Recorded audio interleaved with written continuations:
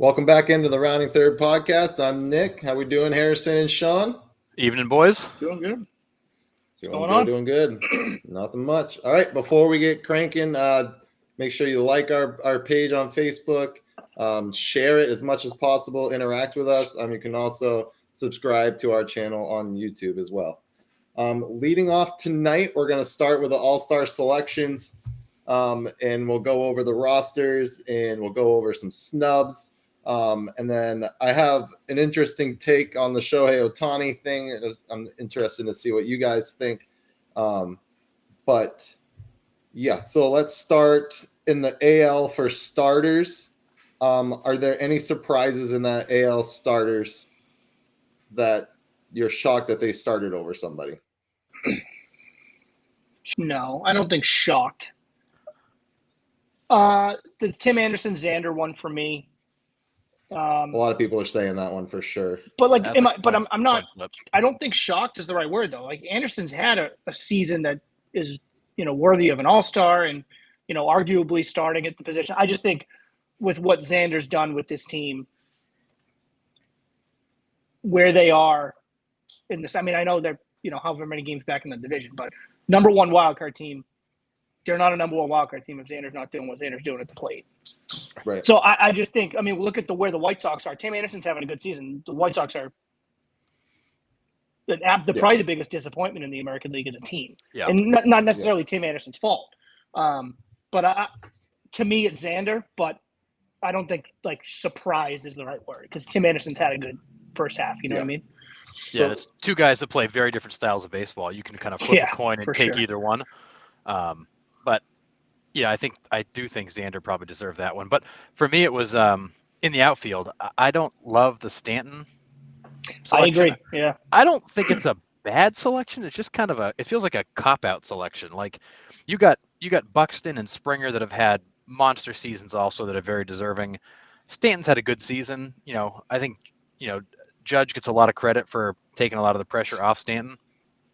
But he's had a good season. Is he the starting outfielder? I don't think so. Does he belong on the roster? Probably. But I just don't love seeing, I don't love seeing Yankees in the lineup, period. But I don't like seeing two of them in the outfield, especially when one of them's, probably borderline with a couple of other guys.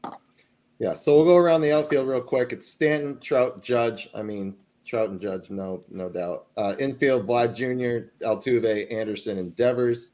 And then Alejandro Kirk behind the plate. And now this is mine. This is my Alvarez getting snubbed over Ohtani. Now, listen, I get the entire argument that Ohtani is the face of MLB right now. People want to see him pitch and hit. I get all of that. I really do. But to hide Yordan Alvarez, to not give him the opportunity to start when Ohtani is going to get a starting pitching bid and you can put him in the lineup after he's done pitching. The fact that Alvarez is not starting, I think, is an absolute shame because that guy's a beast. Yes, he's injured right now, but I don't think Ohtani should have gotten that over Alvarez. That's just me personally. I get the whole fact that he's the two-way player. He's the face. That's what everybody wants to see. But like I said, put him in the lineup after he's done pitching. That's just my thought on that. From a baseball perspective, I don't disagree, but I'm one of the ones that's railed loudest on MLB for not putting players out there, not promoting the game. I think this is actually one of the few times where it's worked out, where it's going to help promote the game. It's going to get people to watch. It's going to draw more eyes to it. I don't think he's the better DH. I think Alvarez might be the best hitter in baseball, period. He's definitely the best DH, but I get the Ohtani nod for the draw.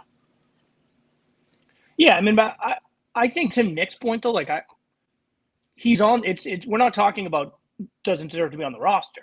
He's on the roster, and he's going to get a nod. He's going to throw his inning or his inning plus. Those eyeballs that you're drawing due to the eyeballs on the screen due to Ohtani are going to be there anyways.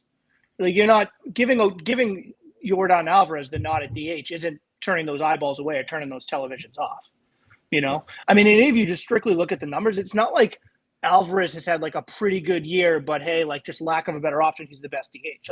This dude leads baseball, not just the American League. He leads baseball in slugging and OPS. He's slugging .653. in 75 games. Like, that's insane. I mean, he is. Yeah. I mean, the reason why the DH has taken off is because guys like David Ortiz did what they did in the early 2000s. Like, or Yordan Alvarez is having one of those seasons where it's like he's going to get MVP votes, and he doesn't even play the field. If he keeps this up for the rest of the year, he's going to be getting MVP votes, and he doesn't even play a defensive position.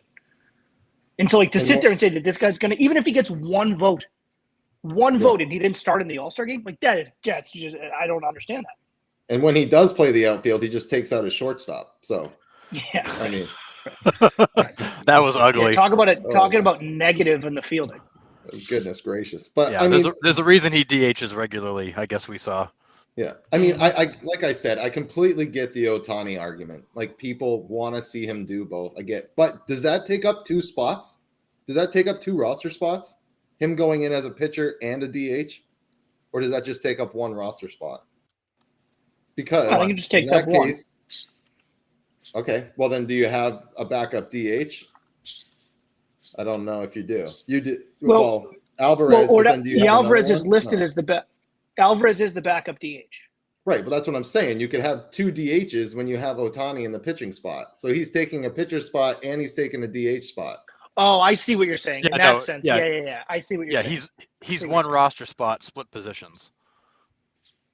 Yeah. So, okay, so he is 1 roster spot, just split. One roster positions. spot. Okay. Right, All right. right. That makes me feel better. Okay. But anyways, that's just my argument on that. So It's a tough one, Brian, because when a guy hits like that, it's hard not to give him the votes. But I get it. He's only one-dimensional players are hard to vote for. Same reason why pitchers don't win MVP very often. Yeah. So the reserves for the American League: Alvarez, like you said, Luis Arias from the Twins, Benintendi from the Royals, soon to be Yankees, Xander Bogaerts, Byron Buxton, Miguel Cabrera, which was put in by the commissioner. I thought I think he actually did the right thing there, putting Pujols and Cabrera in. That might be the only good thing Manfred's done in this entire tenure, but I applaud it. Yeah. Andres Jimenez from the Guardians, Ramirez from the Guardians, obviously. My rookie of the year, Julio Rodriguez from Seattle, George Springer, Jose Trevino from the Yankees, and then Kyle Tucker are your reserves. And how for that. How does Trevino make it? Who else are you going to take for AL? I think it's lack of a better option more than it's like exactly. sitting there talking about how great Trevino's. I mean, he's been fine, but it's I think he's it's the tallest that. midget, so it's a low bar. Yeah, I mean, yeah. I mean, recency bias. It's like a shame. You just take what they've done recently, and not the whole first half of the year. I mean, Vasquez is really turning it on, but I wouldn't have felt comfortable if he's on a roster for an All-Star game. He's had a good June in first half of July, but outside of that, he had a miserable first 2 months. Not that Trevino's had a terrible year, but it's a shame that the position is so weak that a guy like that is making the All-Star game. Yeah, I agree. AL well, it's pitchers. tough. I mean, it's you have guys that are just real quick, Nick. Sorry, it's tough. I don't know if we're ever going to see the catcher position become, what it was, depth and strength wise. Just because general managers and owners, they want these guys to be on the field as often as possible, and it's much less wear and tear on your body if you can convert a guy to a DH or to a first baseman.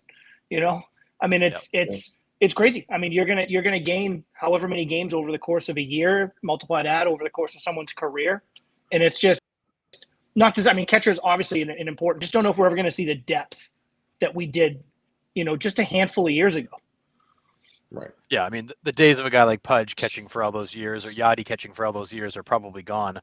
And you even look at a guy like Joe Mauer. I mean, they platooned him at first base, DH. Not that deep into his career. Makes you wonder how long a guy like Buster Posey would have lasted if he had a DH spot in the National League, so he could have switched on and off. Damn right. I mean, Buster Posey was the first guy I was thinking of when I was making that.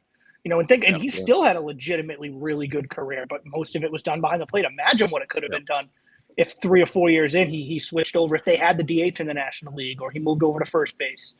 So, I'm with you. Yep. Yeah. All right. AL pitchers, we'll run down those guys real quick.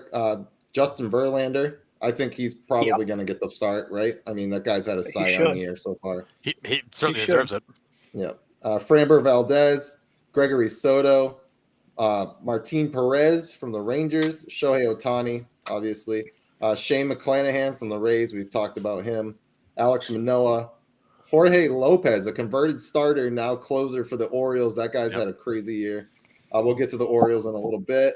Clay Holmes, Nestor Cortez, Garrett Cole, Emmanuel Clase, nasty, and Paul Blackburn from the A's. So the A's lone representative is a pitcher as well. So the one thing I think is cool in all this, Nick, is if you look, you got 9 of those pitchers are first-time selections.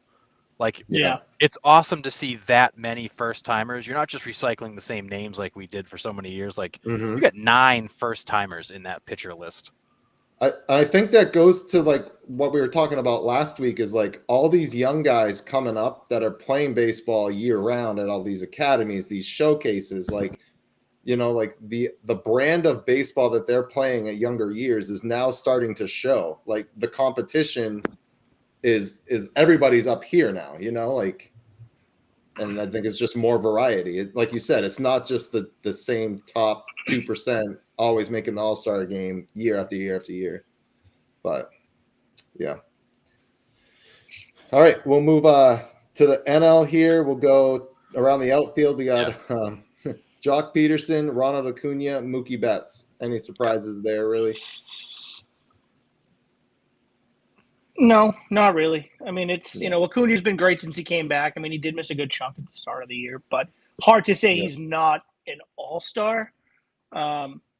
I don't know. I mean, to me, I guess I can make my case a little bit later on, but I just think there's some guys in the National League that are missing, and I'm not so sure. I don't want to take Acuna out, but it's to me that's a tough one just because he did miss a decent chunk. It's not like he missed the first 2 or 3 games. Right, he was the top vote getter. Like that's I know. It wasn't even close. And again, he's been awesome. And think about what have the Braves done since he came back? I mean, the Braves just don't lose baseball games now. I mean, it's a big series with the Mets going on right now, but they just don't lose baseball games. And Ronald Acuna is a big part of it. And again, they lose Ozzie Albies, and they just continue to keep the train rolling. And Acuna is a big part of it. So, is he an all-star? Yes. Is he the best player on that team? Yes. Is he one of the best players in the National League? Yes. But I don't know. I think it's hard for me with anybody to get an all-star nod when you miss a good chunk like that. Yeah, and I made a similar comment last week. You know, I was puzzled by Acuna getting the most votes, but I feel like he's in that same spot as Ohtani in the American League. Fans love him. He's dynamic. He's exciting. He's colorful. He's kind of another one of those guys who's become the face of baseball. And when the fans in such an overwhelming number vote for him, it's clear that he's the kind of guy they want to watch. And to your point, Sean, has he had the best season of the outfielders this year? Absolutely not. He missed a huge chunk of the first half, but he is absolutely one of the handful of best players in baseball. Not this year necessarily, but he absolutely is.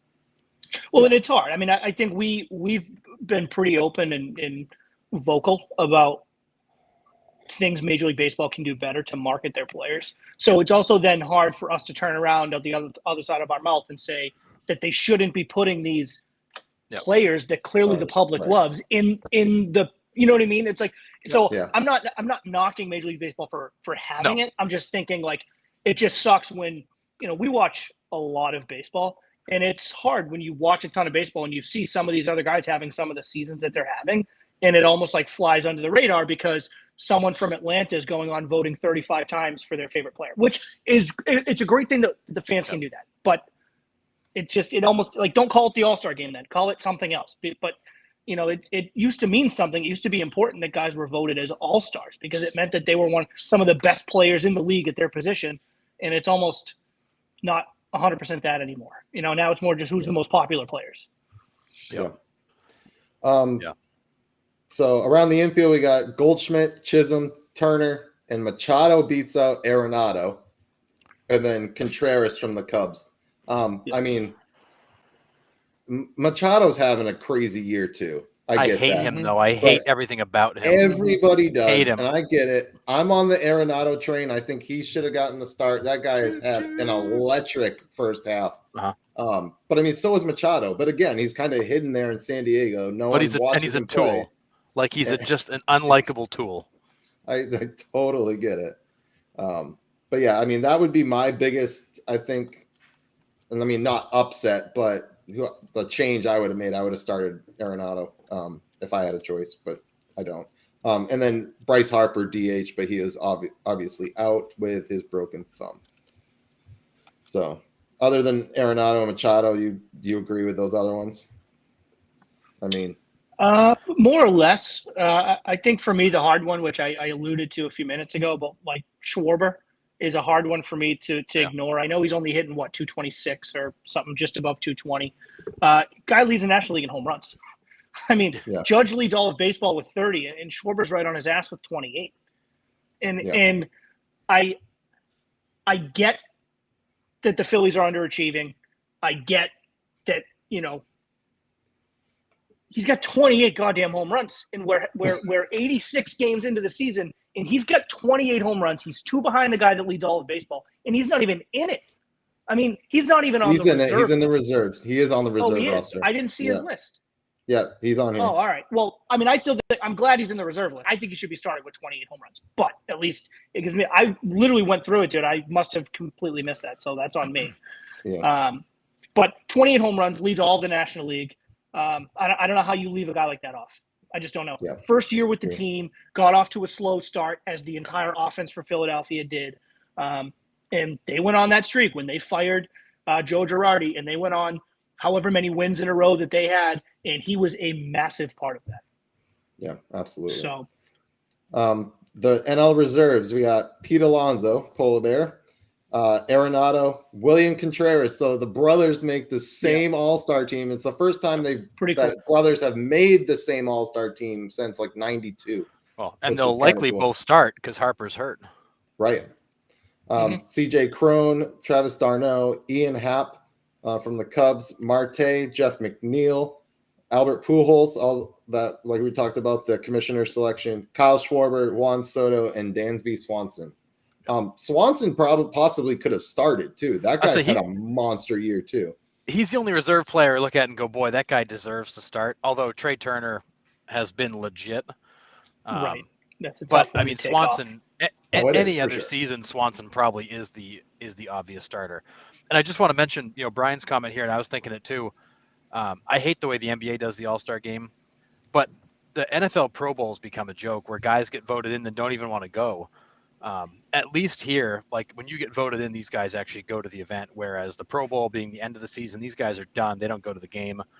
You vote in a whole roster of players, and half of them don't show up. At least the All-Star game they show up to. Oh, the game's horrendous. But it's hard. It's like, just to give football a break on that, like, it's hard to have a sport that's like full contact. To play a game like that when it doesn't mean anything because people don't want to get hurt. Like I get all that. Like the same with hockey. Like the hockey All-Star weekend is like the only crazy thing about hockey is those guys are so crazy talented. Like it's fun to watch no contact. Like football, like I could just go watch people play flag football. That does nothing for me. At least hockey, like you see like the hands on some of these guys, like that's crazy. But I don't know what the right answer is. The idea about the All-Star game was it was supposed to, I think Selig going to the fact that the game started to mean something is kind of, I don't want to say the beginning of the downfall of the All-Star game, but it kind of was. Because then, you had players that, took pride again, right? They took pride again in being voted in becoming the All-Star because they could win a game that ended up mattering at the end of the season. That's huge. But if the game matters, then why are we having fans vote? And then they're like, well, we're not going to do that anymore. And I think that was the right decision. But the fans voting to me are just voting for the most popular player. You're not voting for the players that have had the best first half of the season or, the players that some do, a lot of them do, but not all. And I just think there's too many guys that get missed on it. And it sucks that some of these guys will have All-Star games written into their contracts. Like they'll get bonuses and then they get snubbed because, they're not the most likable guy. So the fans vote for someone that they really like and they want to see. And now I'm not getting my $150,000 bonus or whatever it is because I should have got an All-Star. I hit 335 in the first half of the year. I led the National League in RBIs and I didn't get it because I'm not likable. Like that's kind of bullshit. Yeah. So I don't know what the right answer is though. I don't have the right answer. I just you don't want to put something else in the writer's hands either. No, true. True. You don't. Do you know what I think would honestly be the most fair way in that sense to do it is player votes. that or your American League and your National League managers are named, and the managers pick it. No one knows baseball like managers. Those Right. guys I know agree. who's good. Those guys know the best Yeah. players in the league, the players that are difficult to game plan against. Hey, maybe this guy's only hitting 298 and not the 330, but that 298, that guy's game planned against every single game. Like, managers know that kind of stuff. Like, to me, that would be the most accurate representative of who the best players in the American and National Right. League are, is if you name that manager and the manager gets to pick his team. And not even just I the don't know. managers, like I they feel use like- the bench coaches from different teams too. Sure. You know, like so Sure. there's like two or Sure. three But I'm managers just saying, on like- the bench. But right, Yeah, I know but what like you're saying. someone that's involved in something like that. Absolutely. I Mhm. feel like, honestly, I feel like the writers, since they always get it right, we should really have them vote in the All Stars. Yeah. Right, Nick? Yeah, for sure. Always right. Oh my goodness, I can't. Anyways, NL Moving All on. Star pitchers here. Sandy Alcantara. I think he should start. That's just me. David God, I hope he Bednar. starts. He needs to, man. That's the That could year be like deserves that it. could be like 99 Pedro all over again. Goodness deserves it. gracious. David Bednar from the Pirates, Corbin Burns, Luis Castillo, soon to be Los Angeles Dodger, Edwin Diaz, Max Fried, Tony Gosselin from the Dodgers, Hader from the Brewers, Helsley, Cardinals. That guy is filthy. Kershaw again. Joe Mantiply from whoever the Diamondbacks are. I don't Yeah, never heard who? of them before. And then Joe Musgrove from the Padres. I think this is genius, Ken. And actually, if you look at the All-Star team, what you're going to find is that the majority of your highest-rated WAR players are on the field. The stat actually proves itself for those that don't believe in WAR. Just saying. Nice Yeah. pitch. So yeah, I mean, we kind of talked about it earlier. The biggest snub in the NL, we think, is, I mean, other than Schwarber not starting, was Tommy Edman from the Cardinals, Yeah, second I baseman, agree not, with that. Yeah, not number- even making the roster. Yeah, number 3 agree WAR with that. player in baseball. Highly, highly underrated and overlooked Mhm. player. Yeah. And again, we talk about if managers were voting, Yeah. Tommy Edman would be there. That guy is game planned against. When that guy comes up to the Right. plate, you like there is, and when he's on the base pass, when he's on first base, you don't think the outfielders know that he's on first, ready for a first or third. Like players like that, like those guys impact baseball in a crazy way, other than just what their numbers are. And I think he is a crazy overlooked player. Crazy overlooked. Yeah, that is a Clearly. guy that there are 29 other GMs and managers in baseball that would love to pencil that guy into their lineup. Damn straight.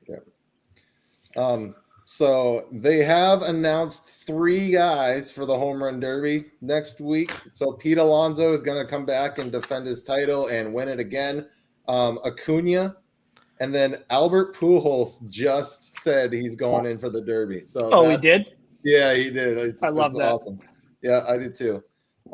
So we will be live next week during the derby. So I can't wait for That's right. that. Now- So Now, if you guys are Alex Anthopoulos, the GM of the Braves, and Ronald Acuna says I'm going to the home run derby, are you maybe pulling him aside in the tunnel one night going, hey, dude, love the enthusiasm, but you're just coming back from injury. Is this really the best idea?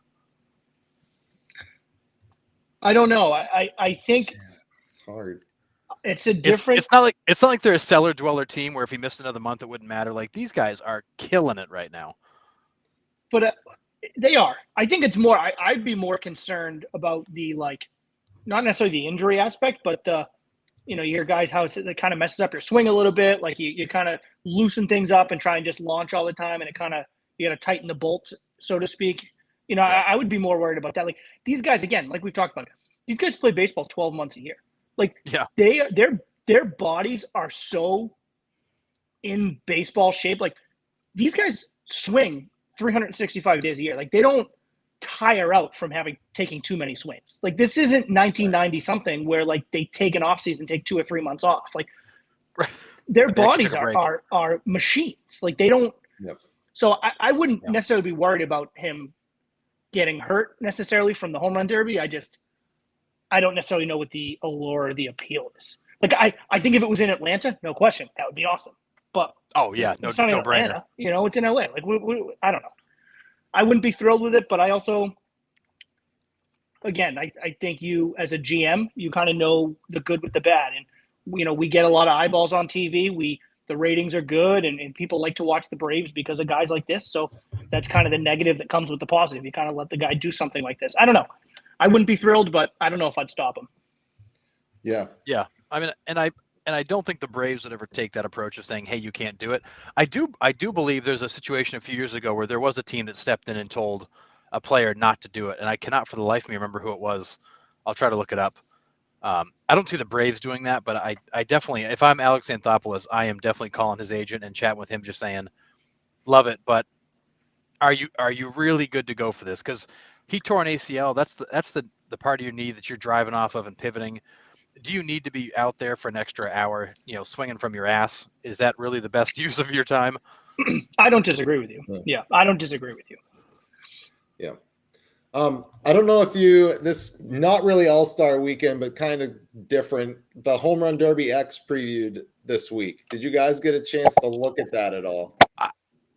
A little bit. I don't get it. Like, I don't get what's going on there. It was, first of all, it was kind of hard to find. It was like on Facebook Watch. It was on some weird I must have searched for a good 5 or 6 minutes to try to find video footage after you had put that preview up. Yeah, it was interesting. I ended up finding it on YouTube, and it was live. But yeah, it's like a writer or like a publicist of some sort, a woman representative or softball representative, then a legend. So it was William Contreras, Adrian Gonzalez, Johnny Gomes, and Nick Swisher representing the Yankees, Red Sox, Cubs, and Dodgers. And they're traveling. They did it in London this week, and they're going to Mexico for one, and then Japan, I think, for another one. And the Yankees ended up winning, but it was like on a 200-foot field, so it's literally on like a little league field, and these guys are just launching balls like out of nowhere. And they can. As I'm watching, I'm like, is that like a softball field? A little like it's not very deep. They're hitting absolute bombs. Yeah. I mean, I guess I don't get what's actually going on the event. I think it's cool they're trying something different, and maybe it'll draw in a more casual fan that'll be like, oh, this is cool, I should watch more baseball. But it was weird as hell, man. Yeah. I mean, it was different. I guess that's all I really have to say about it was, I mean, I tuned in for like maybe 15, 20 minutes, and I was like, okay, I'm good. Like, just wanted to go see an overweight Adrian Gonzalez and overweight Johnny Gomes, still swing a bat, I guess. And Gonzalez is still slapping Oppo home runs like it's his job. Like, that's all he does. Yeah. Who was the left-handed swinging woman? I don't know the names. That was one of the purest, prettiest swings I've ever seen. Really? Yeah. Like I said, her name. I only saw like Johnny Gomes hit, and then I was like, okay, I'm good. Like, I don't know. It wasn't blown away, but like Brian says, it's a start. It can improve. I'm sure it will. But yeah, I mean, it was just different. It was neat, I guess. But yeah, I appreciate MLB getting outside of the box and trying something different. I feel like the event was weird. And I feel like it lacked any kind of like explanation or promotion or hype. Like, it just kind of was happened. It a major league? Was it an MLB event? Yeah. Like, was it backed in? Really? I'm surprised. They're like in full uni. Like, all of them are like full Yankees, full Red Sox unis. Weird. I'm surprised it wasn't like promoted better. If you get a chance, check out the swings that Paige Halstead took. That might be one of the prettiest, purest left-handed swings you're ever going to see. All right, I'm on it. I'm intrigued. Sweet. It's like a Will Clark, like a John Olerud. Like, it is. She's got all kinds of torque and power in that swing, and it's like textbook technique. Her swing is unbelievable to watch. Yeah. So yeah, that was our All-Star preview. Like I said, we're going to be live next week for the Derby, so that will be fun to kind of watch that, and you guys can tune in while watching the Derby, so you don't have to listen to whoever's narrating that atrocity, but is it? Back. I was going to say, is it still Chris Berman doing those? Because I feel like I don't know. Last year it wasn't, right? He wasn't doing most of the commentary. He was in and out. They had the like StatCast version on ESPN2, and that was just really hard to follow. I couldn't it happens too fast now for the StatCast because it's the rapid fire for 4 minutes. It's not like it used to be like 10 out standard. Then the StatCast would be fine because you have a little bit of time between pitches. But with the rapid fire, the StatCast was just like sprinkling the screen. It was hard to follow. Stuff but, everywhere. Yeah, it's just crazy. But yeah, so excited for that. We'll, like I said, we'll tune in next week and we'll be here. So if you guys want to drop in and join us, you can. We'll move on to fifth inning here and we'll do the matchups from last week. Obviously, the big split this weekend with the Red Sox and Yankees. Brazier still sucks. Buddy, I want JBJ getting the call from the pen late in the game. That's all I can say. For sure. But I don't know. I think they're gonna be okay. I think. I mean, Verdugo bailed him out. You know, he had that walk-off hit. That was huge. The Red Sox had no business winning the third game of the series. I'm glad they did, and then they pummeled them in the fourth. I don't know if they had no business. What makes you say they had no business winning Saturday? It was sloppy. Like the Yankees had so many opportunities to absolutely stick the nail in the coffin and didn't take them. But the Red Sox the left Yankees the door on that game. Well, yeah, the Red Sox left the door on that game open way too long, and those are the games you usually get killed in. But it's something that we've talked about with the Yankees all year. It's the difficulty producing runs when the home runs aren't coming, and when your handful of guys are not hitting home runs, like, can you manufacture runs? Can you get guys in from second? Can you hit, 2-run doubles? Can you keep the ball in ballpark and still score runs? And they couldn't do it when it mattered on Saturday, and they certainly couldn't do it when it mattered last night. I mean, they were up 6-2 at one point last night, and they had quite a few guys on base. And I think the Red Sox, it was huge, I think, for the Sox to come back and win Saturday and then come back and win Sunday, split the 4-game series, and then you got 3 in New York this weekend. And if they can take 2 out of 3, now, who knows? Who knows? Are the Yankees a better team? Yes, likely. But if they can take 2 out of 3 and then go in a 7-day, 8-day span, go take 4 out of, or what's that, 10-day span, take 4 out of 7 or whatever it turns out to be, right? In 7 games, you take 4. I think that really sends a message to more like management. I think they start to feel it in the locker room. I think they feel like they can come from behind. They feel like they can play with anybody. I think it sends the message to management. Hey, we got a locker room that believes. We got guys that are going to fight tooth and nail. We got guys that aren't going to give up. Go make a move or 2. You got Chris Sale coming back. Whitlock's coming back. Eovaldi's coming back this weekend. Like, pieces are coming back. Guys are starting to get healthy again. Go make a move or 2. Like, you don't have to go out and I'm not saying go trade for Aaron Judge right now, but, go make a move or 2 and see what happens. Like, if you could, that would suck. No, but they wouldn't do that. But I'm just saying, like, to me, it's a big weekend. If you go to New York and you get swept, that tells a different story. That tells a story like, maybe this team isn't worth putting that investment in right now. But let's be honest, AAA pitching staff. I mean, all these guys coming up from Worcester and spot starting and coming in on the bullpen. I mean, like, they're holding their own. Who was that guy last night? I'd never heard of him. He came up from Worcester and had, 2 innings of shutout ball. I mean, he threw the ball well. Foul. Oh, wow, they called that fair. That's going to be reviewed. You didn't have Devers, right? I mean, you got Jeter Downs out there scoring the tying run and then scoring the game-winning run. Right. Really good base running on him. And I'll tell you, Verdugo, a great job with the 2-run single. It was, to me, it was the game-tying single. The game-tying single off of the lefty, and he just takes it. That's how you know Verdugo's seeing the ball well. When he is just that kid, Clay Holmes for the Yankees, might be one of the nastier bullpen reliever arms in all of baseball. Disgusting. Nasty. And 2 strikes Verdugo had on him, and he just sees the ball, and he just goes with it. He knows they're shifting him. He's not trying to put it in the gap or anything. He just shoots it right into left field to tie the game. Like, to me, that was almost as big of an at-bat. Obviously, the walk-off's the number 1 at-bat. But, I mean, I think that's how you know he's seeing the ball well. And it's a lineup. I think you start to get pitching back. Some of these guys start to get healthy. They start to find their groove again on the mound, and Chris Sale and Eovaldi and Whitlock and all them. It's a lineup. It's a long way to go, but you come postseason, this is not a lineup you're going to want to face in a 5-game series because they can hit. Quick random question right now. With Jeter Downs up, Verdugo doing what he's doing, have the Red Sox won this trade yet? No. I mean, Mookie is still putting together like MVP campaigns. So like, it's so hard to say Verdugo just makes a nasty play out in the corner there too to end the inning. So, but it's I don't.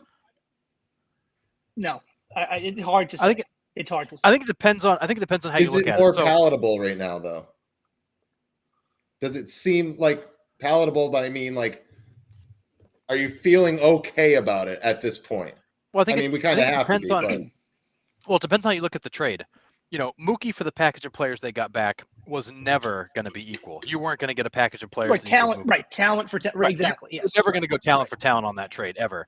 But what you did do is you got rid of David Price in that whole deal. You freed up a crap ton of salary that allowed you to go out and make some other moves. I mean, I don't think the Red Sox lost the trade. Did they win the trade?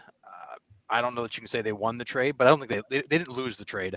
It's really it's a good way to look the at other it. moves they were able to make that I think will tell that story. that's fair.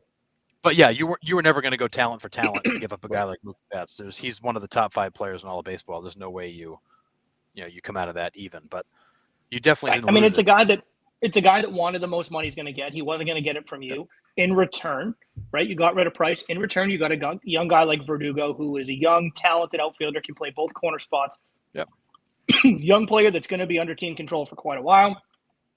Jeter Downs, who I don't think we know what Jeter Downs is yet. I really don't think we know. Like, is he the best shortstop in the American League in the future? Probably not. Third baseman? Probably not.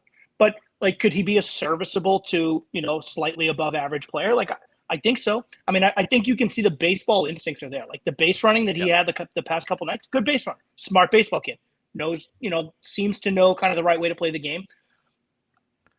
That barehand play he made last night was nasty. Talent. You know who Jeter Downs reminds me of? And maybe you guys disagree with me. I feel like Jeter Downs is like the next Brock Holt. Like, he's going to be that guy that can play multiple positions, good defense, enough hitting, a guy that can run for you. He's going to be that. I feel like he's going to end up being like that super utility guy that ends up being pretty valuable to you, but he's not necessarily going to be an everyday guy at the Major League Baseball level. I love Brock Holt, but I think if Jeter Downs turns out to be Brock Holt, I'd be a little bit disappointed. Not anything against Brock Holt, but like, you see the talent that he has as like a young kid and the promise that he had coming up, and kind of where he was ranked as a minor leaguer coming up as a prospect. Like, whether it's at shortstop, whether it's third base, whether it's second base, like, I don't know, but I would like to think, like, looking back in 4, 5, 6 years, I would like Jeter Downs to be an everyday player. To me, like, that's why I look at it as a successful trade in that sense, is if he's playing for you every day and he's hitting either top of the lineup to start you off or bottom of the lineup to keep things rolling. Like, don't underestimate. I hate when people underestimate 8 and 9 hitters. Sometimes those are the most important batters in your lineup. Absolutely. And if he's hitting down there, but he's playing every day and giving you Gold Glove caliber type of defense, that's, to me, a success. If he's just kind of bumping around, like playing left field one day and second base the next day to give a guy a rest, I don't know if that's not a bit of a disappointment. Well, and maybe it is, but like, once he left the single A level, he's been a 200 hitter basically consistently. He has. He's a 244 career hitter in his minor league career. He's, we rag on Jackie Bradley Jr. Jeter Downs is the infield version of JBJ. He's not going to hit much. He's going to play wicked good defense for you. But I think a guy like that is going to struggle to play every day because you can't have 2 players like that in your lineup. You can only afford one. Yeah. That's why I think he may end up being more like a Brock Holt. Maybe he'll catch on somewhere as he matures, but offensively, he's shown nothing in the last 3 seasons that makes me believe he's got the staying power to be an everyday guy. It's fair. Yeah, I mean, it's tough. I mean, the promise was that. I mean, he was a lot. I mean, you swing and miss, and not to use a baseball pun, but you swing and miss on guys all the time. No question. To me, Jackie Bradley, the thing that really just grinds me is just the strikeouts, like just to not putting the bat on the ball. If Jeter Downs can be, a guy that puts the ball in play, he's got speed. I think he could be a legitimate everyday player. Maybe I'm a little too hopeful. Maybe I'll eat those words in a couple of years. I don't know, but I think it'd be a major disappointment if he has those kind of swing and miss numbers. And it's early, and he does have a big strikeout percentage now, but he's only got a handful of at-bats. But even in the minors, he strikes out about 25% of the time. It's a lot of Ks for a guy who's really, to your point, if he was just a contact hitter, it's a game changer, total game changer. I agree.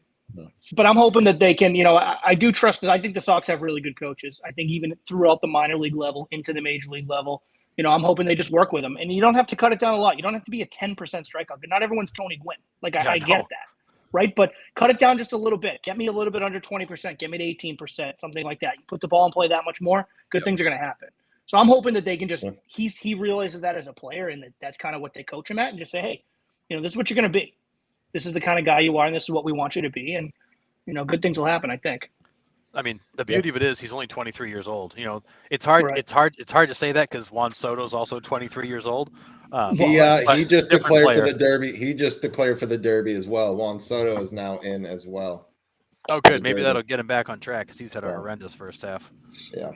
To his standards. So Red Sox are top of the wild card spot. On this next team is only 3 games out of the wild card spot. The Baltimore Orioles sweep the Angels, and now we're only 3 games out of the wild card spot. How far have the Angels fallen, boys? Man? How far have the Angels fallen? But we can't sleep on the Orioles, man. They're playing out of their minds right now. I know. Ever since Adley came up, he's completely changed the attitude of that clubhouse. A rookie coming in and making an impact like that, it's pretty awesome. But yeah. I do think the Angels every night or every morning, whatever, you refresh Twitter and you find some ridiculous new stat. It'll be something like Trout 4 for 5, home run, 3 RBIs. Ohtani 3 for 4 with a walk and a home run. Tigers 8, Angels 2. It's like, what are we talking about? Both of these guys have great night after great night, and they lose by 5 runs to terrible baseball teams. It doesn't make any sense. I hate to say it, Sean, but what it does prove is that it wasn't Joe Madden. This team really I know that. bad. I know. Believe me. They're just that bad. And if anything, it advocates how decent he was at the start of the year to kind of keep them together playing the ball that they did. But you'll never hear that coming from me. I'll never say that out loud. I was looking at they've been worse since they let him go, which to me is horrifying because they lost 400 games in a row with him. And it just goes to show you if they kept him around, that Rally Mohawk, what it would have done. What that Rally Mohawk would have done if they kept him around. Their whole season may have been lost because the Mohawk never got rolled out. Listen, all jokes aside. Anyways, another team that is on the up and up. The Mariners sweep the Blue Jays this weekend and are now tied for the 3rd wild card spot. Yeah, the Mariners. That's Ty France. I know it's Ty France. Ty France is unreal. Should be in the All-Star. It's a joke. I know. It's an absolute joke that guy is not. Excuse me, on the American League All-Star team. Absolute joke. Mm-hmm. Yeah, it's embarrassing. And then we talked about Julio Rodriguez coming off that June he had with 14 bombs, and for real. I mean, that'll help. Yeah, I mean, that'll help. Yeah, maybe a little. I don't know though. That team's finally come together. They've won 8 in a row, 9 of their last 10, and they've beaten some good teams. They haven't just beaten Tampa. up on powder puffs. They're finally playing the baseball we thought they were going to play. It just took them a while to get there. And Ty France, he was my pick for an all-star snub. He absolutely got snubbed. He is just fun to watch. Every at-bat's a good at-bat. He grinds the hell out of pitchers. But he changes that lineup dynamic because of what he does. He's not Albert Pujols in his prime hitting 45 home runs on the regular, but he wears pitchers out. The lineup gets a little bit stretched because he's in it. You can move some guys around. He is definitely a difference maker. But Julio Rodriguez has really come into his own after a brutal start. The pitching finally settled down. It seems like everybody's chilled a little bit. They're just playing good baseball again.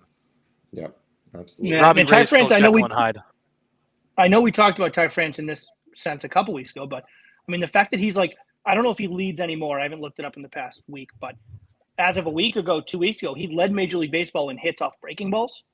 If he's not 1 anymore, he's definitely top 2 or 3, right? And we talk about wearing pitchers down, Harrison. When you can't make a mistake with a breaking ball, there's plenty of guys out in Major League Baseball where it's you just get them off balance, right? They're gonna miss it. Yep. You make a mistake, you can just whatever. They're gonna miss it. Ty France isn't one. He doesn't hit straight ball very far. Curveball, not so much. Right, and you have to be on. You have to be on every pitch. Yeah. You make a mistake with the fastball, he's going to hammer it. But if you make a mistake with a breaking ball, this guy's going to be on second base or rounding the bags. It's unbelievable. He is such a good hitter. And and one good indicator of the fact that this is a guy that stays in the box on everything and stays in long is the fact that he leads the league in hit by pitches for the second year in a row. Yeah, That guy, yeah. he hangs in the box and watches everything through. Most guys, you'll see him quit on the ball 3/4 of the way there. They kind of come out of their stance. They know it's a ball. That guy stays on everything, sees everything, follows everything. And that's why he hits breaking stuff so well. Guys that get hit a lot tend to hang in longer and watch the pitch all the way through. Those guys tend to hit breaking stuff and off-speed stuff better, and that's exactly what he does. Yep. For sure. So yeah, there's 8 teams within 5 games of the wild card spot. It's So wide open. It's gonna be tight coming down the stretch, and that's gonna be a fun race. But yeah, was there any other matchups this week? I mean, those were ones that jumped off the page to me. Like those sweeps were Yeah, huge. I thought. I found the Marlins and Mets interesting. Yeah, I was just going to mention that one too. Yeah. Yeah, only because Miami, man, they took 2 out of 3. They hung with them. They were very competitive. They pitched really well, and that Shocker. team. I feel like that team is, maybe Jeter quit because the one player they needed they couldn't get. But man, I feel like that team is really close to being a legitimate competitor. Yeah, I agree. I mean, they're in a tough division for that. I mean, I think the Mets, the talent that the Mets have, and adding Buck, I think Buck's a great manager. And then you look at probably the best manager in baseball, and Brian Snitker in Atlanta, and then just the seasoned veteran kind of club that the Braves are because of what they did last year, going on that deep postseason run and winning the World Series. It's kind of a tough division for Miami to be so young, kind of up and coming and doing what they're doing, which almost makes it more impressive in a sense, right? I mean, they're 2 games, I think, under 500. Yeah, 41 and 43 is what they're at right now. Currently losing to the Pirates, but 2 games under 500 in this division this late in the year, that's a team in a different division. They're a few games difference. They're a few games over 500, maybe flirting with that wild card spot. So, definitely impressive. Yeah, they're a good young team. They're just fun to watch. Even if they're losing, they're fun to watch because they're never really out of a game. They have the ability to come back. Yeah. They do, and Jazz is just an absolute. He's dynamite. He's a firework. He is. Oh my God! Talk about fun to watch. And I can certainly understand if some people don't like him. But I mean, if I have a chance, I can't turn it off when he's on he's coming up. No. Like if I see he's up second 2 or 3 spots, I'm turning it. I got to watch him. Right. Yeah. He is an unbelievably arrogant, cocky guy, and that rubs people the wrong way. But nothing's better than like when he was calling timeout, and then he stepped back in. They tried a quick pitch, and he hit a ball like 700 feet into the upper deck. Exactly. That's awesome. I love that. Okay, you win. You win, Jazz. Yeah. You win. Yeah. This is Jazz's world. We're just living in it. That's right. Yeah. Damn straight. And then even the response that he had, like when he first did the Euro step into home, that's his home run celebration, and then it was Rogers that struck him out the next night, and then did the Euro step off the mound, and like Jazz applauded him. Like I was like, all right, that's cool. That's what he wanted to bring to the game. I love it. Yeah, he's fun. I think he brings the fun element back to the game. Love him or hate him, he is fun, and he will draw in young eyes. I just hope they don't mimic him, which they will. You want to see a show? Tune into the All-Star game when they announce Jazz's name and when Jazz gets up. I mean, it's going to be a spectacle. It's going to be love it or hate it. Is he going to play? He's on the IL right now. Oh yeah, true. I don't know if he's going to play or not. I hope so. And he's out with a bat. I hope so. So yeah, that's right. We'll see. All right, games this week. I know the Braves and the Mets. The Braves are only behind the Mets by a game and a half. Sorry. If you guys have the Sox on right now? No, I don't. What? Take a look at to end the third. Just make a note of it. The double play that Bogarts and Trevor Story returned to end the third inning. Sox are down 5-4. They were down 5-1, stormed back in the top of the fourth. Just make a note to go look that play up. Sorry, continue. Yeah, that's all right. Braves and Mets are separated by a game and a half. So as much as the Mets have been on fire, the Braves are only a game and a half behind. So huge series this week with those two. Man, crazy. And statistically, those teams are neck and neck. Like they are absolutely they've scored almost the same amount of runs, given up almost the same amount of runs, very equivalent records. And actually the expected win-losses would have the Braves 1 game ahead of the Mets. They could not be more equal at this point in the season than they are right now. Crazy. Yep. What else for matchups? Anything else? For this coming? Red Sox, Rays. Yeah. Yeah, that I think that's the big one. Yeah, that's the huge one. And then I think Sox Yankees this weekend again, except in Yeah. New York. I think that's huge. AL. Yeah, a lot of in-division games for everybody this week. Yeah, White Yeah. Sox, Twins. But I don't feel like that division's as much of a toss-up as it seemed like it might be. Yeah. Orioles, Rays. Orioles could make some more ground. Yeah, you've got interesting. You've got the Royals at the Blue Jays. You got the Orioles at the Rays and the Red Sox at the Yankees. So the AL East is largely facing each other, and then the Blue Jays draw the Royals. So, yeah. Awesome. And you got the Dodgers and Angels. You got that kind of highway series, but they're not worth watching anymore because the Angels have fallen apart. That should have been a good series given where they were a month ago, but now It's not worth watching.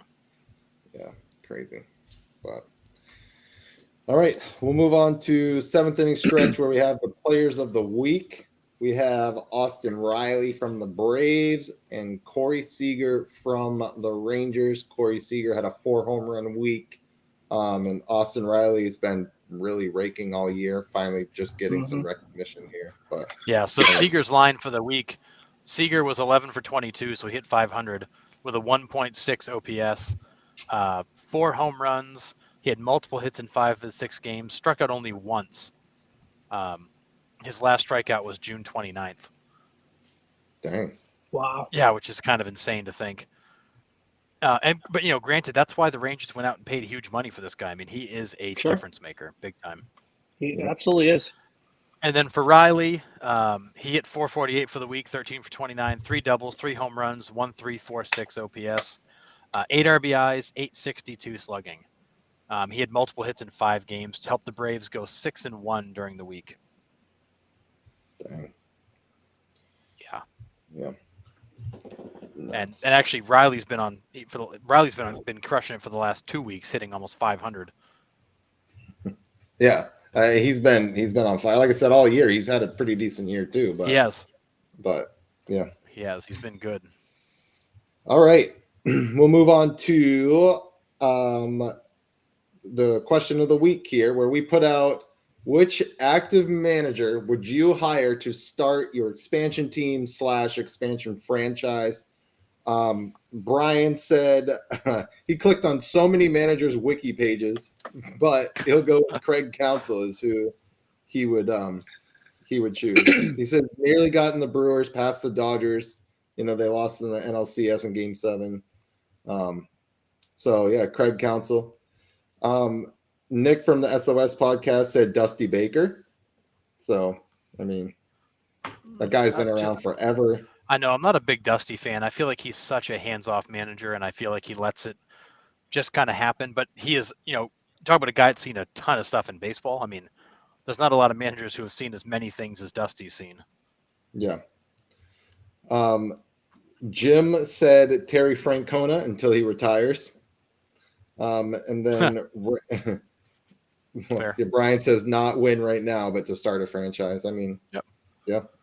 And then Randy said Dusty Baker just on pure baseball knowledge. So those were our entries for this week.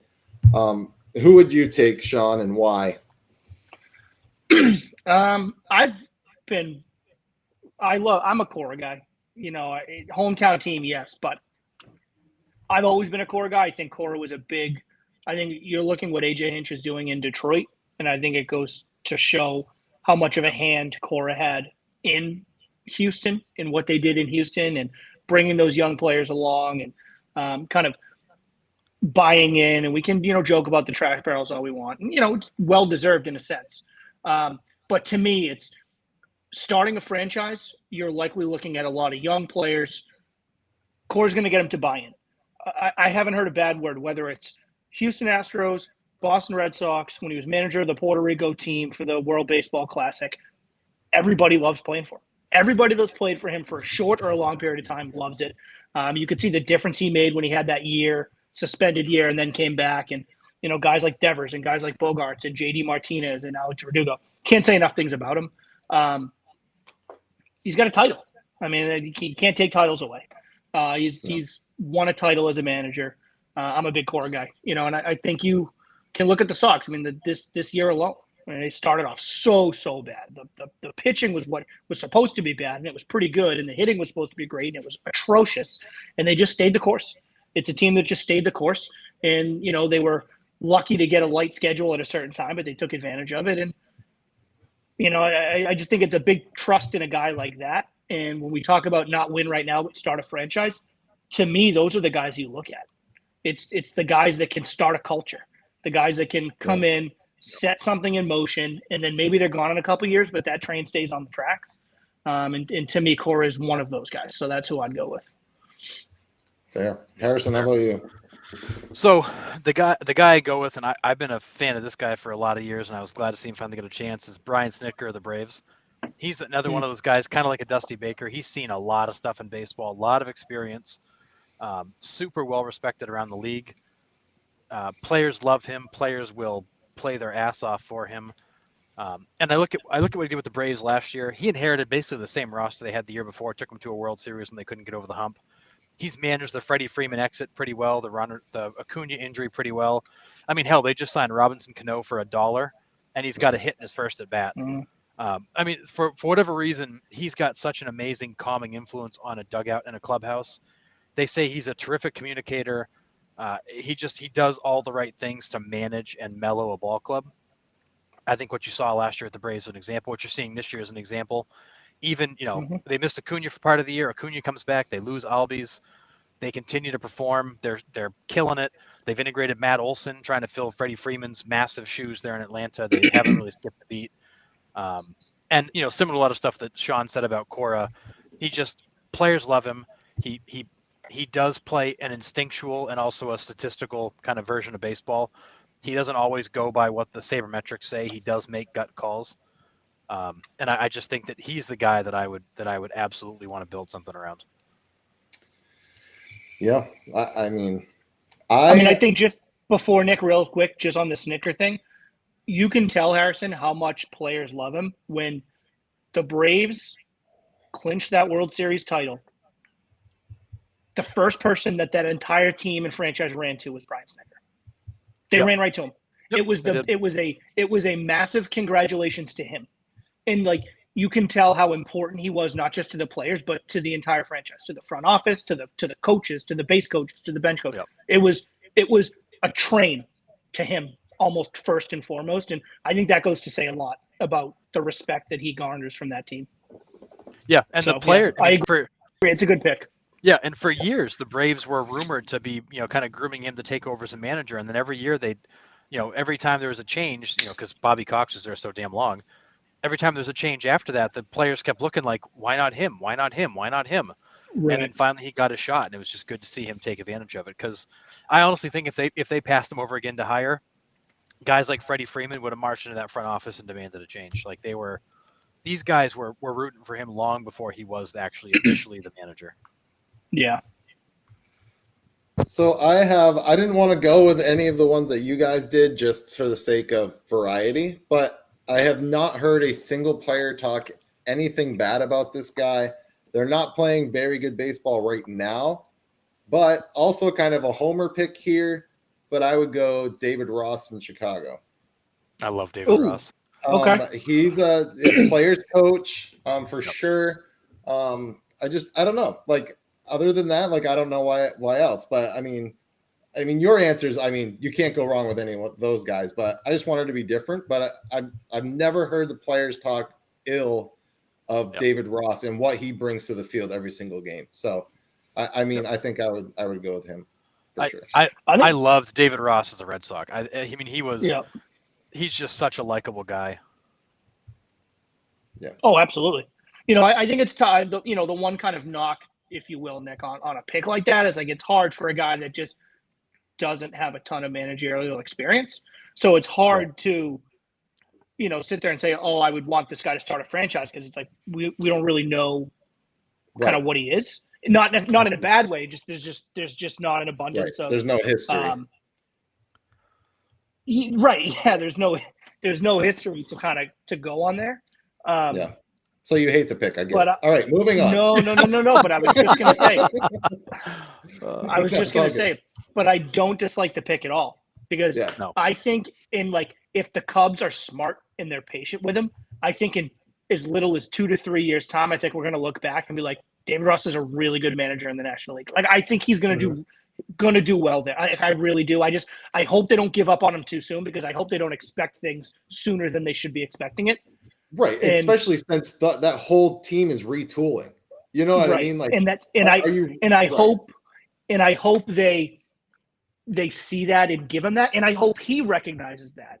Like, Right. I hope David Ross he's smart enough to say, listen, if I'm going to say yes to this job, I need to be patient myself. Like, I can't expect to be a playoff team in 2 years. So, hopefully both sides have that understanding because I do think he's a good baseball guy, and I think in 3 to 4 years, we're going to be sitting here talking about how good he is.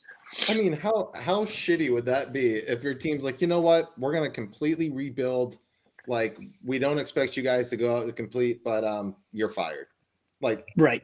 What? Like, it just doesn't. Right. That doesn't make sense. So yeah, I I mean, agree with you. the only thing that would give something like that make something like that I'd be fine with is if players go in and they're just like, listen, this guy has zero respect in the locker room. Like, Right. if you're a that's manager way that just doesn't garner any respect, then you got to let him go. Oh, but, absolutely. if you're bringing these young kids along and doing what they need to do, keep them. Yeah. Because I think you're going to be happy for it in the long run. Well, and I just posted a link to an article, and you want to talk about managers that garner no respect and have no control over a clubhouse. Another article about Freddie Freeman where an LA columnist absolutely just ripped him to shreds about being emotionally unstable and he's weak and they spent money on a guy they shouldn't have spent money on and all that stuff. What's interesting is that with Clayton Kershaw taking shots at Freddie Freeman and the LA media taking shots at Freddie Freeman, you know who said nothing about Freddie Freeman? Dave Roberts. Where the hell is Dave Roberts? Yep. Where the hell is the manager going to the podium saying, guys, either get with the program or don't come in the clubhouse anymore? But they continue to fry this guy out west over his. And they're still talking about his Atlanta reunion. The fact that he was crying and he's emotionally unstable, he's weak, he wants to be in Atlanta, he hates it here, he doesn't want to be here. And Freddie Freeman has basically come out and said, I don't love being in LA, and we get it. Like I was shocked when he went to LA, but that's one manager who has zero spine, zero cojones, and zero control over a locker room. That team is managed by Andrew Friedman. He just sits in the seat. And I don't know why that guy is still in baseball. And I love what he did with the Red Sox. I loved him as a player, but he is absolutely a lame duck manager and has been since day one. I am not shocked at all that he hasn't come out and said anything. Not defending his players, not coming out and taking a stance. Just take a stance one way or the other. Take a stance. Right. And it's one thing, and you may have taken a stance in the locker room, doubtful. But let's give him the benefit of the doubt and say that he stood up in front of the locker room, in front of the team, and in front of the players and taken a stance. That's fine. The minute an article like this gets written and published is when you now take that stance outside. And you have enough press conferences week in and week out. You can go up, and there's plenty of time for you to get up and make a statement. You don't have to be an ass about it. You don't have to be confrontational. But you get up there and you take a stance. And you let your players know that I'm not going to let this go without this guy has a right to write whatever he wants, and that's fine, but it's not going to go unanswered. And right now it's going unanswered, and I'd be furious if I was Freddie Freeman. I'd be furious even if I was Joe Schmo, 25th guy on the roster. I'd be furious. Like, where's the manager? Make a stand. He doesn't have he doesn't have my back at all, no matter what the issue is going to be. Right. And I don't care what he says. Go ahead. No, sorry, Sean, go ahead. No, I was just going to say, I don't care what he says in the locker room. He may say all the great things in the locker room, but to go out there and tuck your tail between your legs and not say anything to the media proves to me otherwise. Yeah. 100%. Well, and if I'm Freddie Freeman, I'm walking into Freeman's office tomorrow going, look, tomorrow when I walk in the clubhouse, if this guy's got a press pass and he's in there, I'm walking out. Like, I'm not going to take your crap anymore. You guys have hung me out to dry to be the poster child for everything that's happened here. If you guys aren't going to back me, I've already cashed most of this check. This contract's guaranteed. I've already got the first year's money in my pocket. I'll be sitting on my couch until you guys want to back me. And if I'm Dave Roberts, I'd be pulling that guy's press credential the minute that thing got published. But guaranteed, this writer is going to be in that clubhouse tomorrow looking at Freddie Freeman go, hey, you read my article, Freddie? What do you think?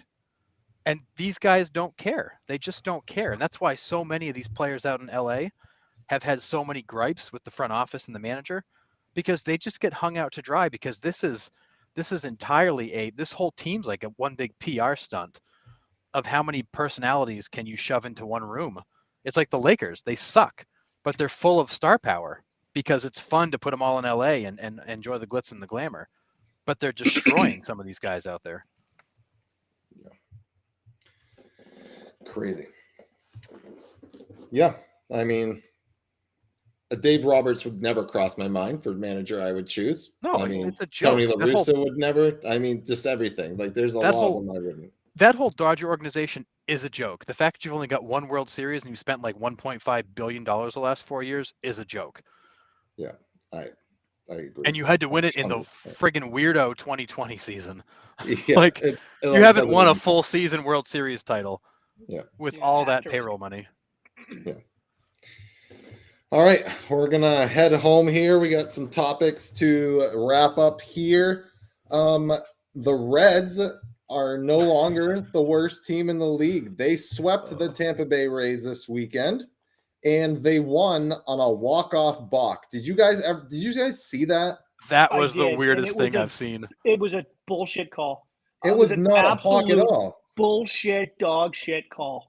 I do that all the time. Like, I would move my glove to hey, do the signs again. Like, yeah, what they're saying is that he started his rotation with that movement. So what they're saying is that because he was on the rubber, he doesn't make that. It wasn't a normal, natural move for him.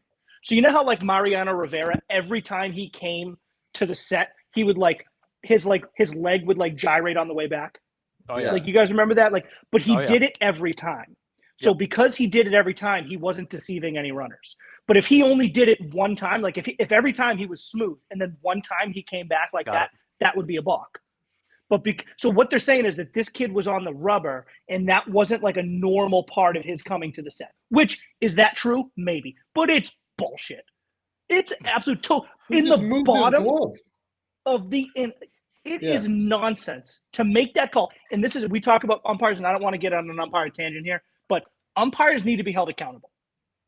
Absolutely. Players are held accountable. Coaches are held accountable. Umpires need to be held accountable. He should have to stand up in the media and give an interview and answer questions as to why he made that call in that moment. That is atrocious. I wish the coaches could have won a game where they have an umpire challenge, where they both come out and they agree to just toss one of them out of the game. They point at the umpire and then toss them out. Like, that's it. Like, they have to agree on it. But seriously, the kid was on the rubber, and I've done it so many times where you roll your glove to do the signs again. But that is a balk, Nick. Like, you're supposed to be off the rubber when you do that. Right. Not if I'm not in my set. But if I'm in my set and I move my glove. Yeah. No. He was coming. He was leaning back and then went like this. By the rule, it was a balk. But you don't call that. It was nonsense. You're supposed to, if you're going to ask them to redo the signs, you step off the rubber. Okay. When you're back foot, balk, then I don't have a problem with the call. But the idea of a balk is something to a balk. The reason why you can only balk when there's runners on base is a balk is a movement by the pitcher to deceive a runner. That's what a balk is, right? Do you think those runners were deceived that this guy was starting his motion, or that he was making some kind of movement to throw these guys out? No. You can't balk. You can't balk unless there's anyone on base, right? No, you can, because it's also to deceive the batter. But there's just no penalty for it. Well, yeah, they would call a ball. Stop your motion. Yeah, by rule, they call a ball. Call it. No, you can stop your motion mid windup, and there's no penalty. Yeah, right. There's only a penalty with run. Right, they just call the play dead. But there is if there's runners on base, they move. If there's nobody on base, they just move on. But they would still call a balk. I don't think that's right. Think of the guys that have gone to throw a pitch and they've stopped their motion. The umpire still throws his hands up and kills the play, but nothing happens. Calls time. Right, but there's basically calls the play dead. Ball or anything, right? It's just he just calls the play dead. A dead ball. Yeah, they just call the play dead. Yeah. Okay. So are we saying But, the same thing? I guess I'm just Yeah, we whatever. are, but I it's get- not Yeah, sorry. It's a technically bullshit called a call. balk. It's just right. Right. Yeah. There's no penalty if you don't if you're in your if there's nobody in base. There's really no penalty to balking. They just Right. call the It's play just a dead. no pitch. Right. It's Correct. a no pitch. It's play is dead. Yeah. But anyways, going back to my original point, the Nationals are now the worst team in the league at a measly 30-58. So the Nationals are now your worst last place team. The Royals are sitting at 32-52. The Reds are at 32-54. So yeah. The Mets retired Keith Hernandez jersey on Saturday. That was That's what I'm pretty wearing. cool. Go Keith. Yep. That's a good one. Mentioned Best this a mustache in little the bit. league. Yeah, absolutely. Loved all the mustaches around the stands and stuff. That was awesome. Mentioned this earlier when we were talking about Schwarber, but he hit 4 home runs in back-to-back games. He had 2 in the first and then 2 the next night. The guy's just been breaking lately. And then here's your typical Shohei Ohtani stat, right? He had 10 strikeouts, 2 RBIs, and a stolen base in the same baseball game. So, I mean, it's the first time since the And they modern lost. era or whatever. Yeah, And then, yeah. To answer Brian's question, I think we confused people that were listening to us. If the pitcher fails to deliver the ball in the windup with no runners on base, they just call the play dead. If the pitcher delivers the balk. ball to home plate, no, it's not a balk. If the pitcher delivers the ball to home plate in a way that is determined to be illegal, either they weren't fully on the mound or they deliver it in a way that is not determined to be a regular motion, it is automatically called a ball. But that's because the pitch has been delivered. It's not a balk. They do call It's a not a ball balk. on a ball on a pitch that was delivered that was not considered to be a regular windup. Right. Gotcha. In like the Major League Baseball rulebook definition of a balk occurs when a pitcher makes an illegal motion on the mound Correct. that the umpire deems to be deceitful to the runner or runners. Correct. So to me, just to tie a whole bow on that, what that man did was not deceitful to any other runners on base. Correct. And It it was is not. nonsense that was called a balk. That was kind of that's what I was getting and at, but fair. nonsense. And I think a lot of people interpret that rule as if like you make a move and stop, like that's a balk, without coming to the set, like that. I think that's just been the norm. Like if I'm getting my sign and then I start coming up like this and then I go back in like that, it's a balk. Like It's a balk. Am I deceiving the runners? Like, well, not necessarily, but no. It's still a balk, like I'm starting to come up, but then I stop and look in, like it's still a balk. So I mean, there are like that example. That's a balk where, that's a situation where like they shouldn't call a balk, but just like in this situation, it was technically a balk, but like you normally wouldn't call that in that scenario because now you're going to end the game on a technical ruling that didn't actually influence the outcome of the game. It's one of those where, it's like calling pass interference in the NFL. Do you follow the letter of the rule or the intent of the rule? There's 2 different things. Yeah. I mean, I think with the down and up and stop, Nick, I think the reason why they haven't changed that rule is because like, where do you end up drawing the line, right? Like the reason is if there's a runner on base and I'm in getting my sign and then I'm coming in and I stop, if they're now like, if they stop calling that, like what, it's only a balk if I then throw to first to get the guy out, or like it's only a balk if I go back down because then that's to see like, so I think it makes it more gray area for the umpires. Like they already have a hard enough job and they already suck enough is what it is. Like if we start introducing more gray area, like I don't know what's going to happen. No, I totally agree. I mean, I just think, with this guy, there was no, oops, I thought I had the sign or confusion or like he just moved his damn hand. Like it's just with a runner on third. He literally flipped his glove like that. He flipped it like that. It was pretty nonsense, but whatever. The Rays lost, so that makes me happy. We're just going to get right to the punchline. I mean, why not? The Orioles are this stat blows my mind because as long as baseball has been around, we still see something new every single week.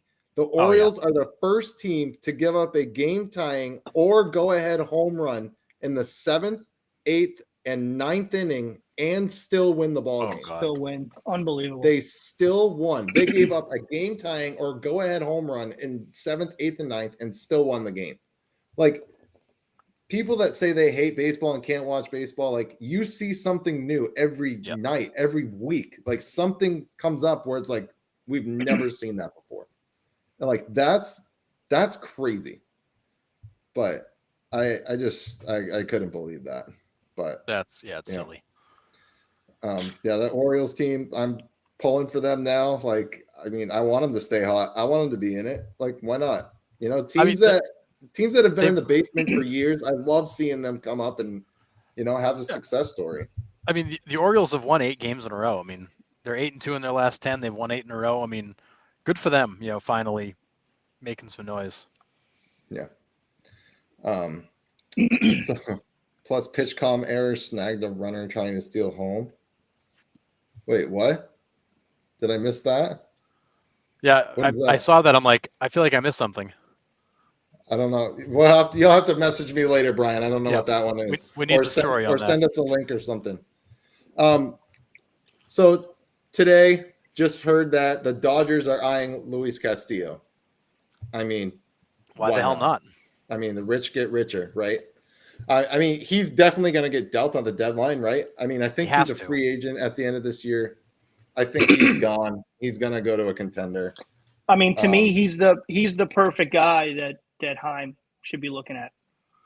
He's the perfect guy. If the Red Sox can let's say you come back and, you know, it's 5-5 in Tampa right now, you get 4 against Tampa Monday through Thursday, and then you get the Yankees again. You know, you have a good week here. You came back and won Saturday, Sunday, split the series, have a good week here, maybe win the Tampa series, go down, win the New York series. Now you're going into the All-Star break, riding high, having some good divisional games, which we know they've been terrible in the division.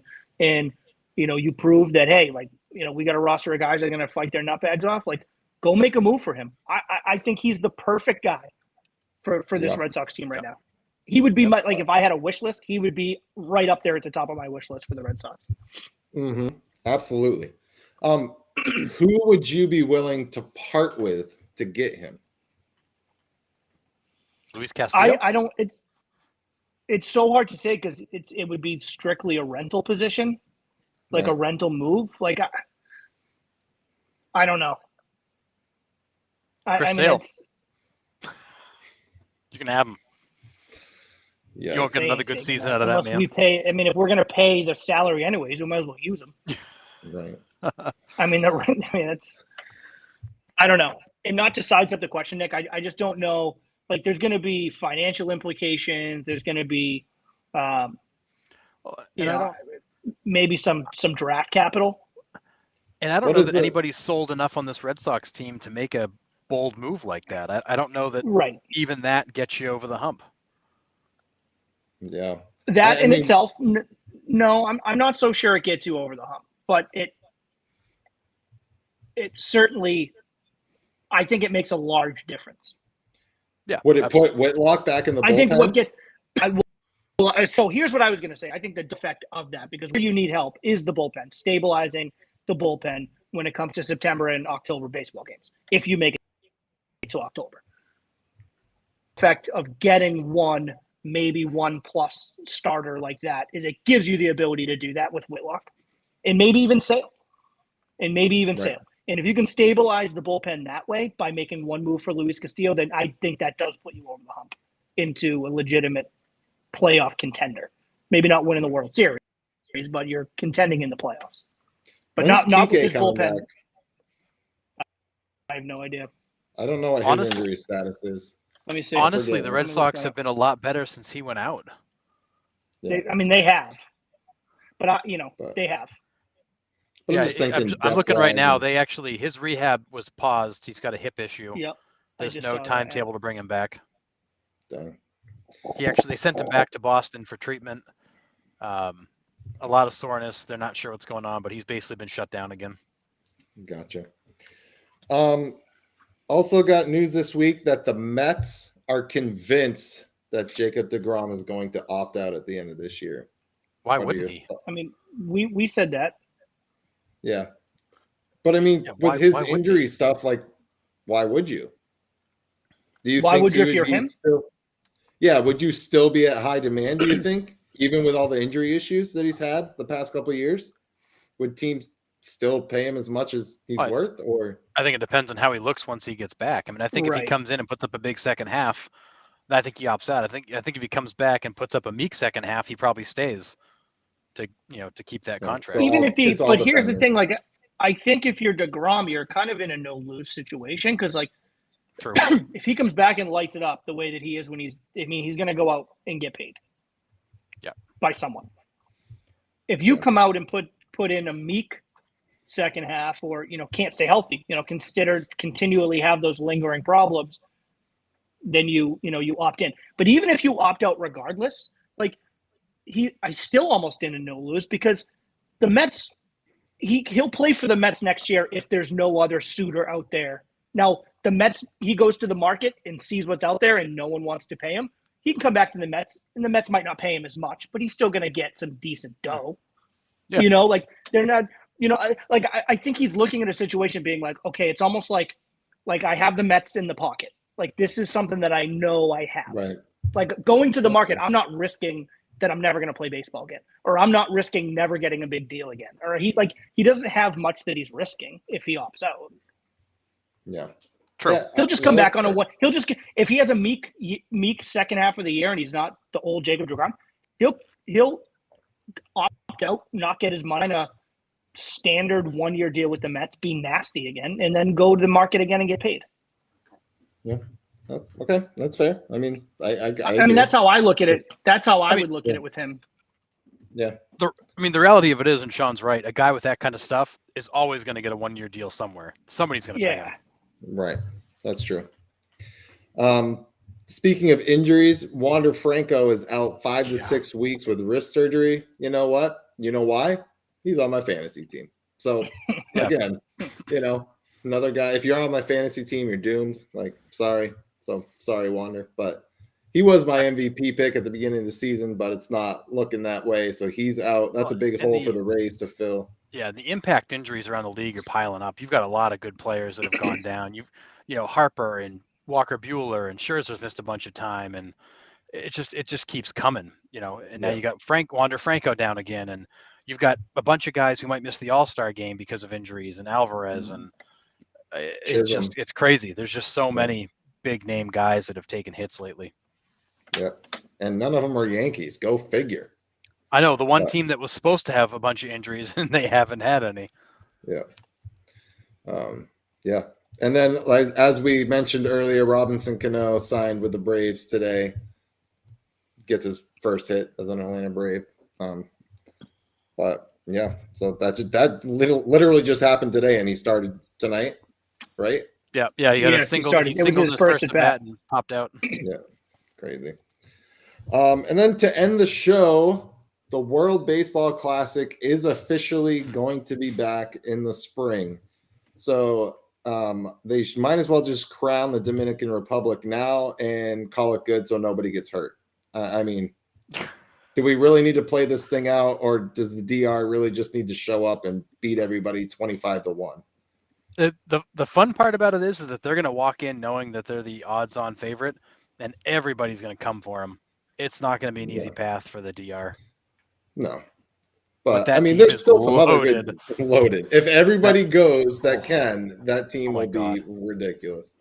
But I mean, a lot of those teams will. I mean, Venezuela will have a decent team. They always usually pretty much do.